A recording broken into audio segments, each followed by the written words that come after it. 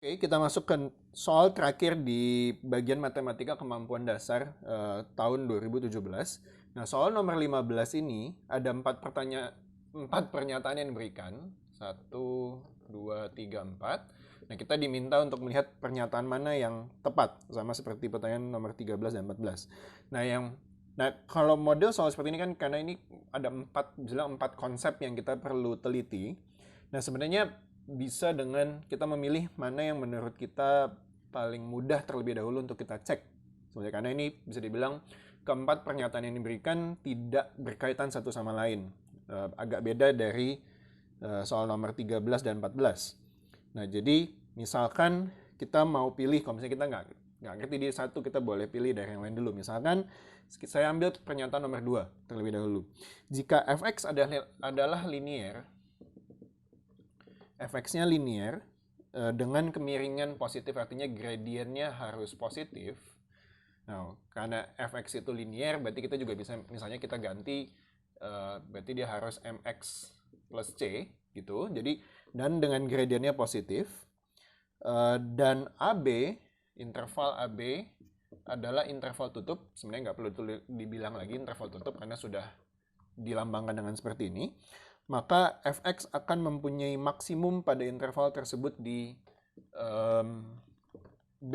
Berarti fx max di fb. Nah, sekarang kita mau tahu ini benar atau tidak. Sekarang kita ambil secara logika. Jadi bahwa ini linear, berarti secara penjelasan mungkin visual, kemiringan positif berarti gambarnya akan seperti ini. Ya.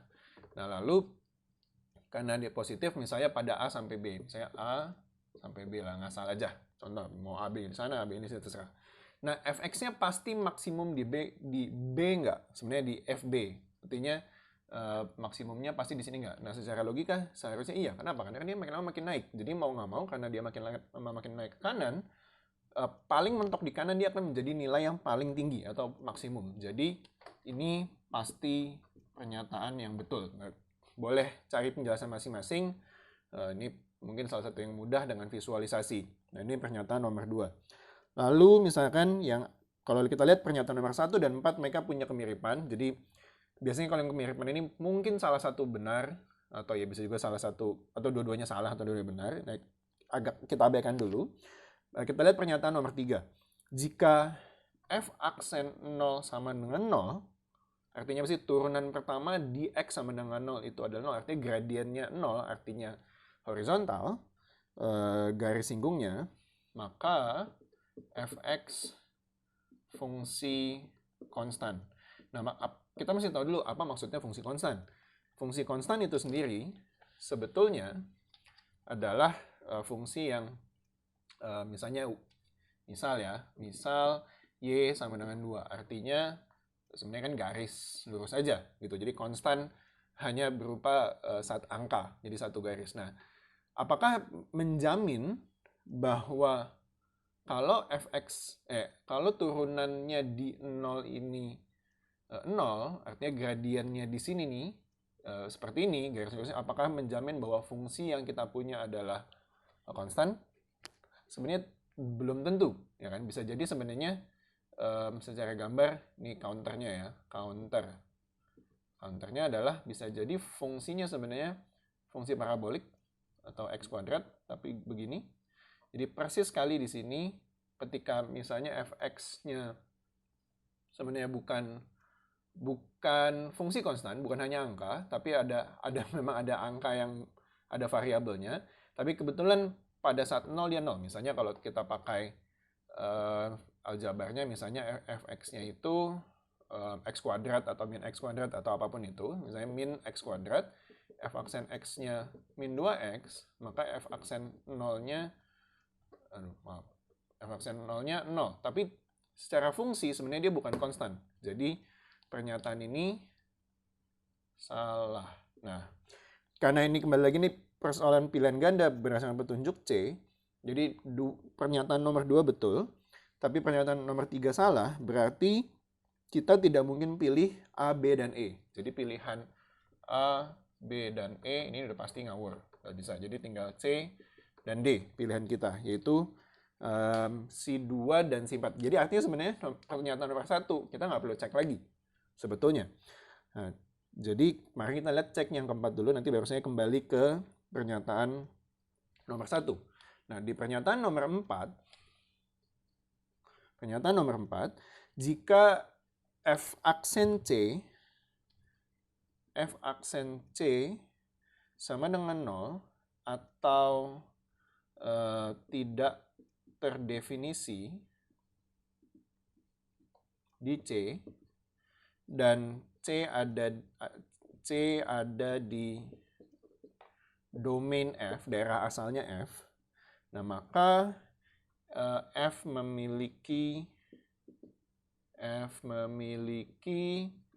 titik kritis di X sama dengan C. Artinya apa ya? Titik kritis itu berarti apa? Stasioner. Nah, titik stasioner berarti itu titik singgungnya, artinya seperti ini terjadi.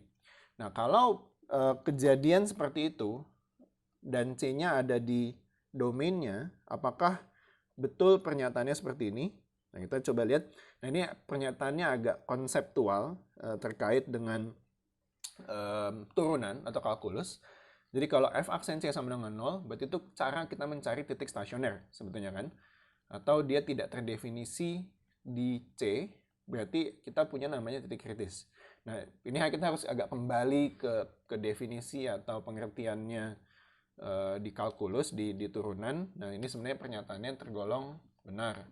Nah, tapi ini kita memang harus kembali melihat makna dari pernyataan tersebut sesuai dengan definisi. Jadi kita bisa kembali lagi ke bukunya juga sebetulnya ke definisi turunan pertama dan titik kritis. Dan sebenarnya dari kedua pernyataan ini 2 dan 4 kita sudah bisa simpulkan bahwa jawabannya adalah C, karena hanya pernyataan 2 dan 4 yang benar. Nah, tapi oke lah, mari kita lihat pernyataan pertama. Nah, pernyataan pertama disampaikan kalau turunan keduanya sama dengan 0 di suatu titik C atau tidak, saya coba tidak terdefinisi di C di domainnya si F, maka F memiliki titik belok di X sama dengan C. Nah, jadi dia mengkaitkan dengan titik belok. Nah, masalahnya titik belok itu apa dan bagaimana kaitannya? Titik belok itu sebetulnya kan kalau misalnya kita punya fungsi seperti ini, nah inilah yang disebut titik belok. Titik belok ini terjadi memang pada saat seperti ini, tetapi itu bukan merupakan syarat yang cukup. Artinya kita butuh tahu bagaimana dengan yang sebelumnya dan setelahnya. Baru kita bisa menentukan, oh iya betul dia titik belok. Kenapa? Karena bisa jadi sebenarnya bukan titik belok, bisa jadi sebenarnya bentuknya seperti ini, misalnya. Atau misalnya apa, ada hal lain juga, contoh-contoh lain juga. Jadi yang sebenarnya tidak sepenuhnya menggambarkan, oh iya itu titik belok. Jadi artinya ada bagian lain yang kita butuhkan. Karena itu pernyataan ini sebenarnya bisa bilang pernyataan salah. Nah, maka itu semakin menguatkan kesimpulan kita, jawabannya haruslah yang C.